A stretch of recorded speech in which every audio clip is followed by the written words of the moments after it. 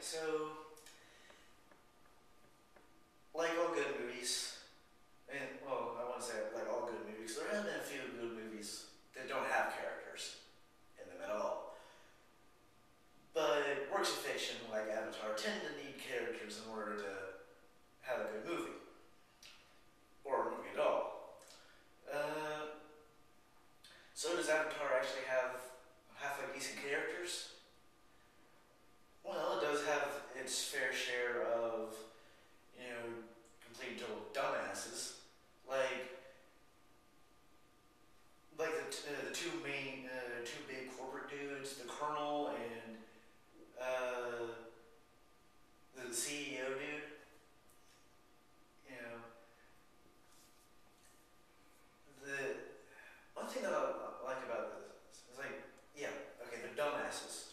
Like, realize that, like when Grace and when all the people who were allied with the Na'vi were escaping, the first time that there's the slightest hint of security, which both of these guys were involved in, the first time any of that this kind of security came up was when one of the gunships tried to take off unauthorized, and that was the first time there's any kind of security, any security cameras, any kind of doors that require codes, any patrols or security or people of any type that they encountered. You would expect the CEO to kind of set up some kind of security in this the most hostile environment known to man.